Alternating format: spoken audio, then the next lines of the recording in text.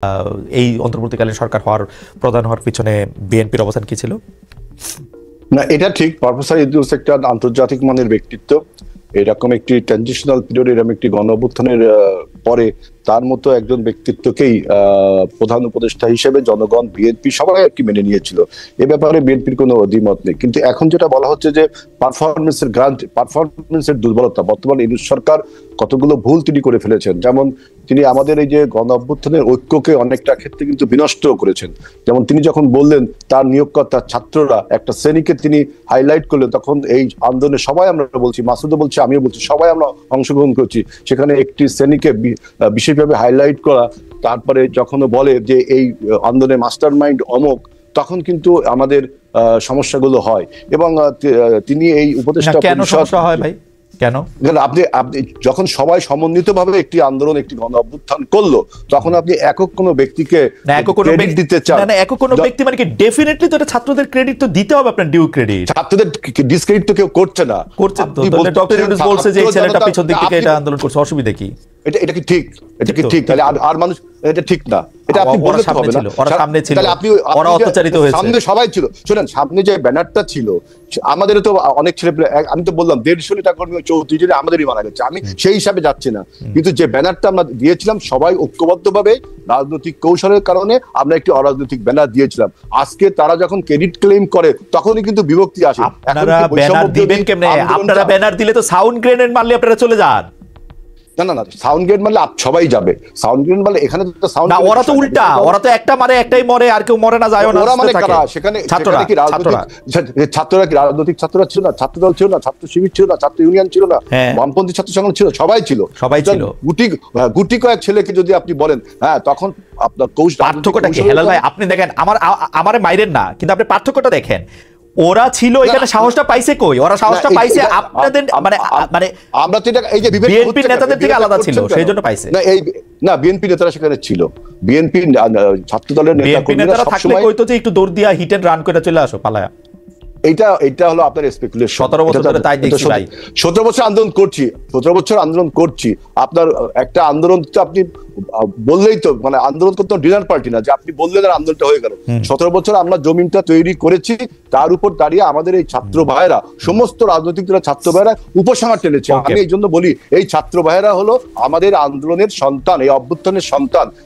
তার মানে এই না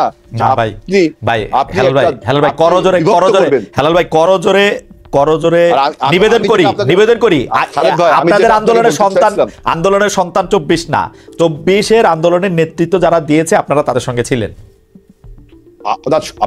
আপনারা এইভাবে ডিভিশন করেন বিধায় কিন্তু আজকে বাংলাদেশের এই তর্ক এবং বিতর্কে ফ্যাসিবাদের যত অপবাদ, মাফিয়ার যত অপবাদ, তা চাপা পড়ে যাচ্ছে এবং বাংলাদেশে বিভিন্ন প্রতিবিপ্লবী সিনড্রোম দেখা দিচ্ছে। আমি আপনাকে একটা কথা বলি, আমি যে অ্যাঙ্গোলা স্বাধীনতার কথা বলেছিলাম, অগস্টিনো নেটোর নাম আপনারা সবাই শুনেছেন। অ্যাঙ্গোলা স্বাধীনতা যুদ্ধের নায়ক অগস্টিনো নেটোর যদি আত্মজীবনীটা দেখেন, তাহলে দেখবেন যে তিনি স্বাধীনতার পরে যখন দেশে সুরক্ষা নিশ্চিত হয়েছে, তার দল মনে করেছে তখন তিনি যাবেন। আমাদের দল যখন মনে করবে যে এখন দেশে যাওয়া উচিত, তখন অবশ্যই তারেক রহমান দেশে আসবেন। সুতরাং এটা নিয়ে অন্য কোনো ন্যারেটিভ বানানো উচিত না।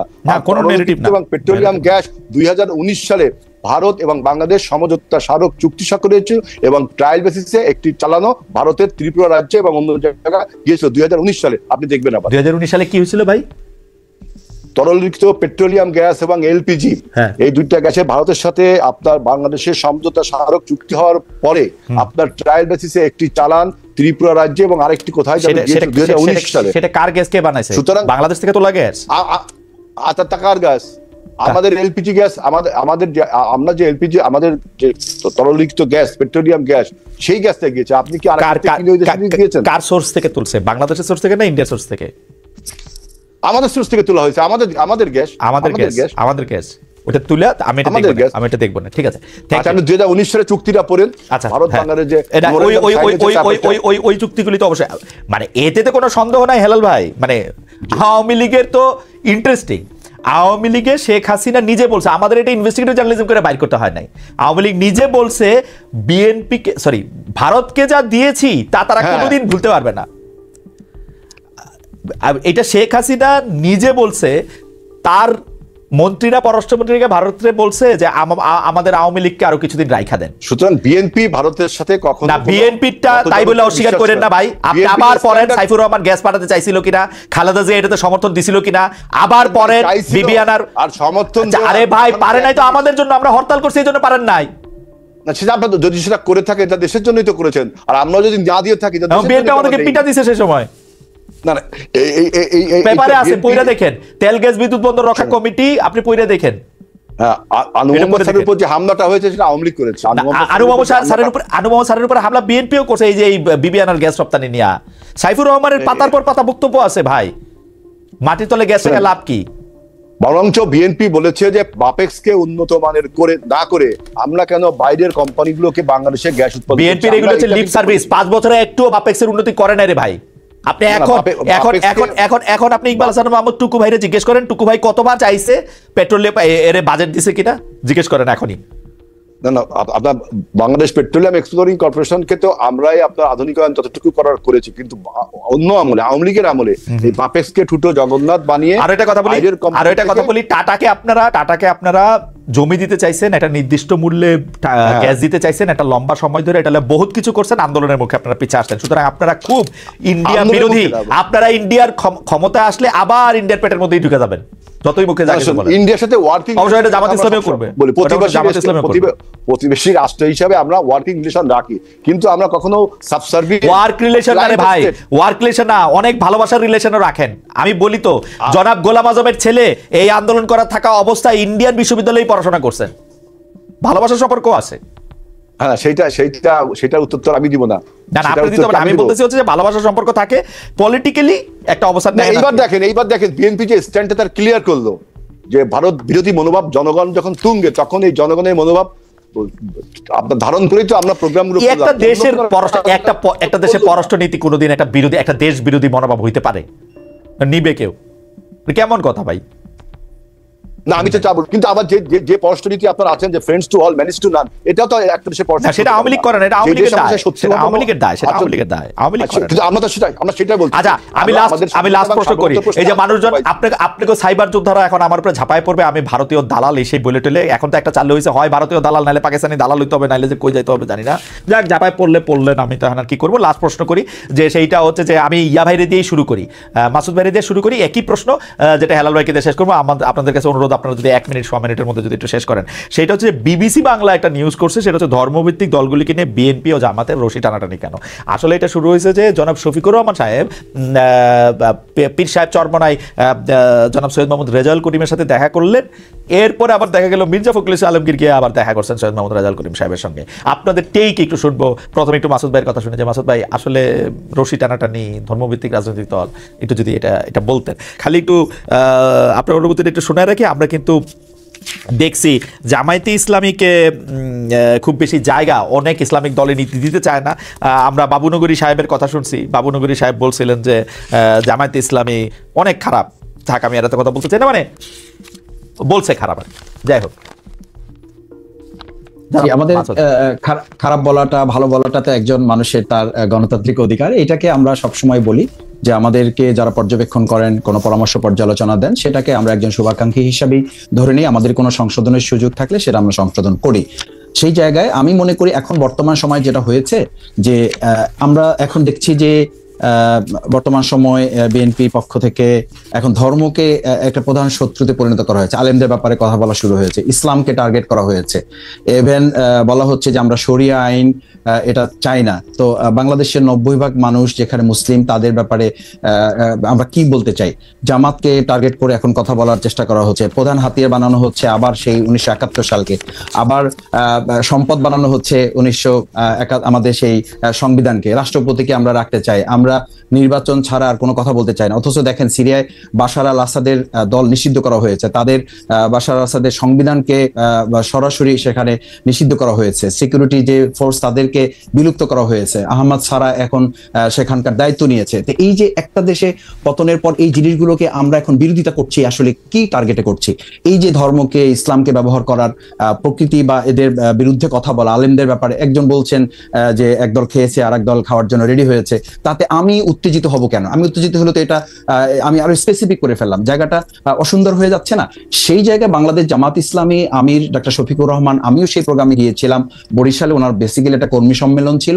সেই সম্মেলনটার এতই কাছে যে চরমনাইয়ের ইয়াটা মানে ওনাদের মার্কাজটা বা ওনাদের মাদ্রাসাটা, উনি সেখানে চা খাওয়ার দাওয়াত পেয়েছেন, দাওয়াত নিয়েছেন, সেখানে গিয়েছেন এবং সেখানে বেসিক্যালি শুধু সৌজন্য একটা সাক্ষাৎ হয়েছে, আর কিছুই না। আমি একদম কাছে থেকে দেখার সুযোগ হয়েছে, জানার সুযোগ হয়েছে।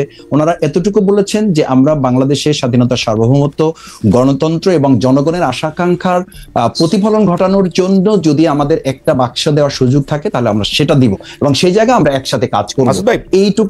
এইটুকু কথা বলা হয়েছে। সুতরাং এই জায়গায় যদি আবার বিএনপি সেখানে যায়, সেটা তো ডিপেন্ড করবে যে চরমোনাই আমাদের সম্মানিত সেখানকার চেয়ারম্যান বা সভাপতি মুফতি রেজাউল করিম সাহেব, উনি অথবা ওনার যারা আছেন তারা ঠিক করবেন। কিন্তু আমরা মনে করি বাংলাদেশ জামাত ইসলামী শুধুমাত্র চরমোনাই পীর সাহেব নয় বা চরমোনাই ইসলামী শাসনতন্ত্র আন্দোলন নয়, আমরা সমস্ত ইসলামী দলগুলোকে ওন করি আমরা কাজ করছি। সেখানে কেউ তার ব্যক্তিগত চিন্তায় আমাদের ব্যাপারে তাদের ভিন্ন দৃষ্টিভঙ্গি থাকতে পারে। মাসুদ ভাই, আপনারা যে ইসলামিক দলগুলিকে ওন করার চেষ্টা করতেছেন সেটা আপনারা বহুবার বলছেন, কিন্তু আমরা যদি দেখি যে হেফাজতে ইসলামীর সাথে যেসব রাজনৈতিক দলগুলো আছে, আপনারা একাধিকবার বৈঠক করছেন, কিন্তু সেইটা তো আসলে হয় নাই।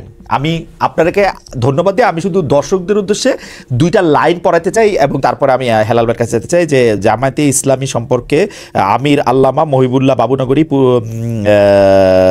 মানে মাওলানা হোসেন আহমদ মাদানির উদ্ধৃতি দিয়ে বলেছেন, জামায়াতে ইসলামী সকল ভ্রান্ত ফেরকাসমূহের মধ্যে নিকৃষ্ট দল।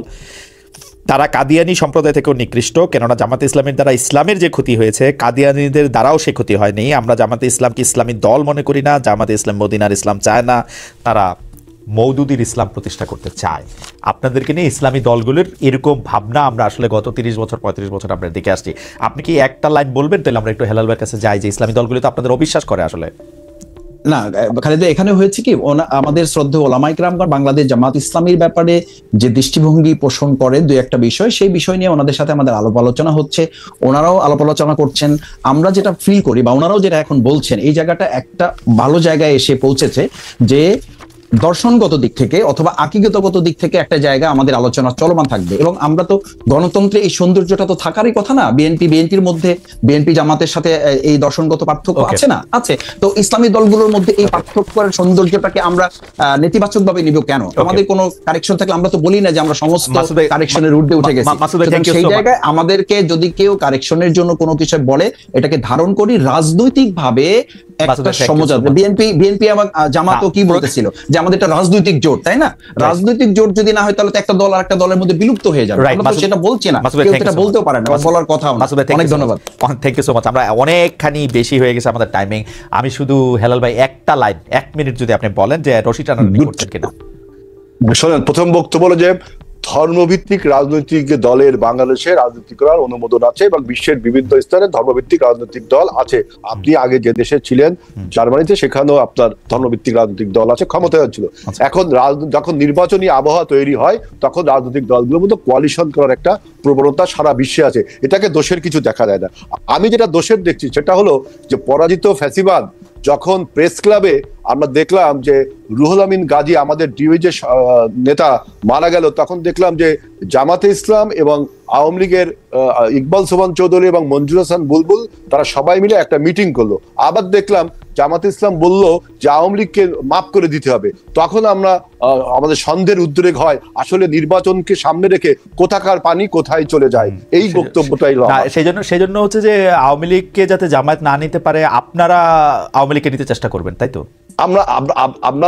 আমাদের সাথে আওয়ামী লীগের আমাদের তৈরি হয়েছে, কিন্তু আওয়ামী লীগের একই সুরে কথা বলেন তো এখন হেলাল ভাই, আওয়ামী লীগের একই সুরে কথা বলেন তো।